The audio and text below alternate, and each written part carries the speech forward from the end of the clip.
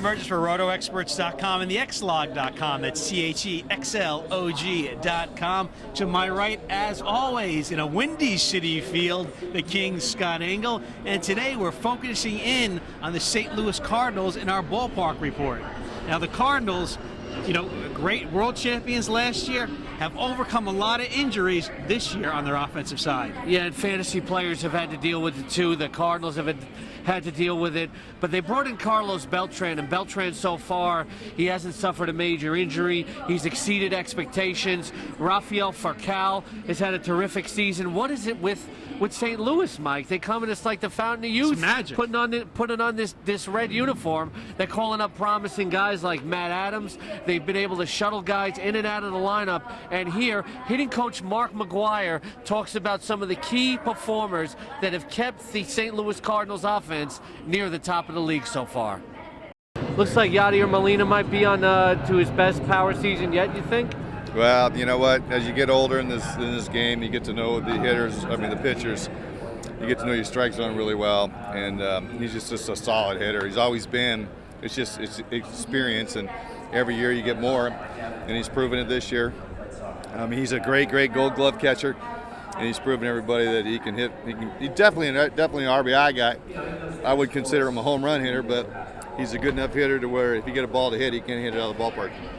Cards hitting coach Mark McGwire. One of the guys he's doing a great job with is David Freese, last year's World Series MVP. This year, Freese has overcome some injuries, Scott. Yes, but through the end of May, Freese had as many home runs this year as he did last year with 10. Freese has played really well when he's been on the field, and for fantasy players, third base has been a very difficult position to deal with. Here Freese talks about how the momentum has maybe carried over from the World Series last year, and how some of he and some of his teammates have dealt with the challenges so far this season.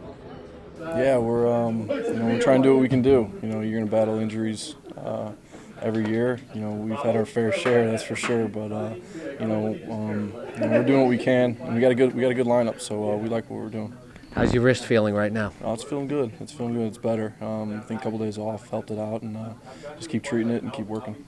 You've been off to a good start this year. It almost seems like the momentum from the postseason last year carried over to this season. Would you agree with that? Yeah, it's a new year, but you're just trying to go out there and do what you can and just grind it out. It's a long year, and I had a little skid there in May a little bit, average-wise, but just trying to rebound from it.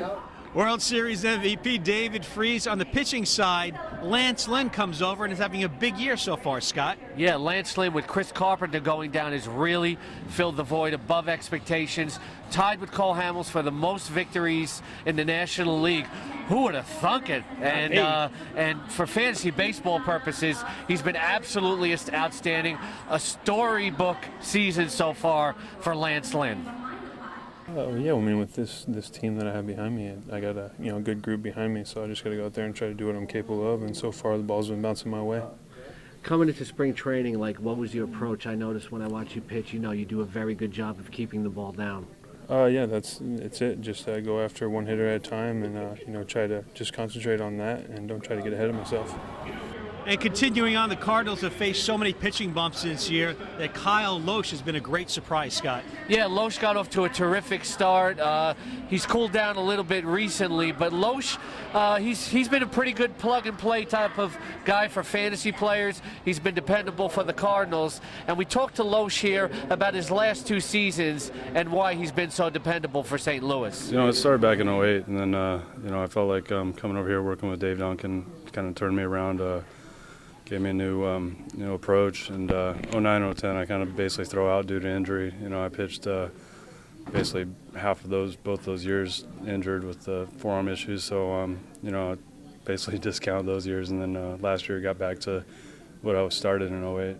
And, of course, fittingly, we're going to close things out with Iona alumni Jason Motte. He certainly secured his role as a closer for the Cardinals, Scott. Yeah, so Iona alumni, much like yourself, and one closer that fantasy owners really don't have to worry about. He had 5 postseason saves last year, and it looks like over the full season he's going to be quite dependable. And we talked to Motte about what's his mindset now that he's locked in as the closer for St. Louis. I mean, I don't know if it's comfort or what it is. I go out there really the same attitude, regardless of whether I was coming in pitching in the 6th inning a couple years ago or the 8th inning last year or whenever it was. My job's to go out there and do everything I can to get people out. So for me, I try to go out there and get 3 outs before somebody scores. So I don't really look at it any different. I don't know if just as comfortable, but I still go out there and still get the same jitters, same everything. Whenever that bullpen phone rings, every single time. So it's fun going out there and being able to do that. Do you feel like a closer has to have a different mindset, a different mentality, maybe like a short memory? I mean, I think as a reliever, and I think as a baseball player, you don't have a choice but to have a short memory. You can go out there as a hitter, you can go 0 for 4 one game and strike out with the bases loaded, and then the next night come up in the 9th inning and hit a grand slam. So you can't be thinking about the night before. You can't be thinking about the pitch before. And as a reliever, that I think that kind of is the way we look at things. Is we have a chance to not be in there every single night, but we have a chance to be in there a lot of the nights. So as a reliever, you go out there. If you have a good day, that's good. But you get in that game tomorrow. Those hitters in that other dugout, they don't care if you got them out yesterday 1, 2, 3, because they're going to come out there and they're going to try to get you tonight. So for me, good game, bad game, I try to, I don't try, I do. I wipe the slate clean, and it's a whole new day. It's a whole new game, everything, each day. So I go out there and one pitch at a time, one hitter at a time. That's really the only way you can kind of look at it. All right, Scott, well, that about wraps things up. You've bothered everybody in the Cardinals locker room, including Mark McGuire. So that's it for the Cardinals Ballpark I haven't brought report. him the trainer yet. Wait.